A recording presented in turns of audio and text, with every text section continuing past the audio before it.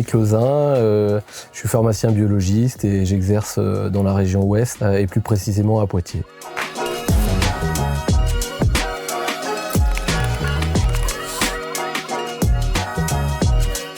Non, pas du tout. Alors moi j'ai découvert la biologie de ville un petit peu par hasard et de manière très progressive au cours de mon cursus en pharmacie à Poitiers et plus précisément au cours de mon externat de 5e année.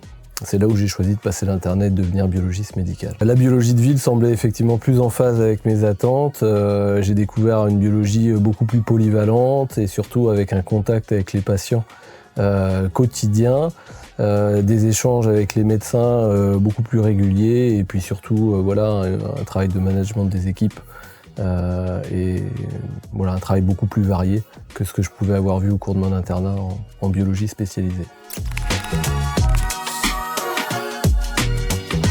Non, c'est faux, le rôle du biologiste ne se limite pas à la technique et au rendu de résultats. Effectivement, on a un gros travail d'échange avec les patients, la plupart du temps, heureusement, pour les rassurer vis-à-vis des résultats, de conseils auprès des médecins sur certaines analyses, mais également de conseils auprès des équipes, les secrétaires médicales pour enregistrer les bons examens, les techniciens pour aborder correctement les techniques. Donc non, le rôle est très vaste en fait du biologiste.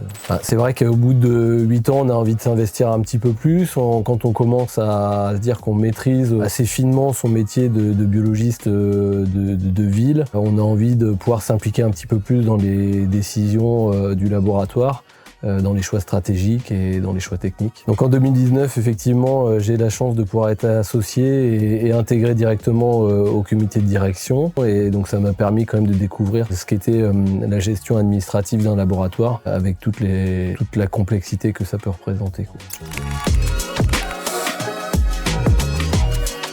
Alors non, c'est faux, c'est surtout une question de management, je dirais, puisque voilà, il y a des équipes qui sont assez diverses au sein d'un laboratoire. C'est plus une question de gestion humaine plus que de chiffres, puisque de toute façon, pour les chiffres, on est quand même entouré par des gens du métier, donc l'entourage des équipes, le pilotage des projets, c'est vraiment ça qui guide la présidence d'un laboratoire. Alors en 2021, j'ai accepté de reprendre la présidence parce que voilà, je pensais avoir des idées pour inscrire durablement le laboratoire dans une dynamique et puis aussi par motivation personnelle, par envie de réussir. Et donc effectivement ça a concordé avec le démarrage du projet de regroupement avec un grand groupe comme Biogroup. Moi, ce qui me plaît le plus dans ma mission, ça reste quand même les projets. C'est vrai que certes les changements, ça apporte son lot d'incertitudes, ça nous galvanise un petit peu, on est toujours motivé et c'est toujours un nouveau challenge qu'on a à cœur de réussir. Donc j'ai toujours plaisir à embarquer les équipes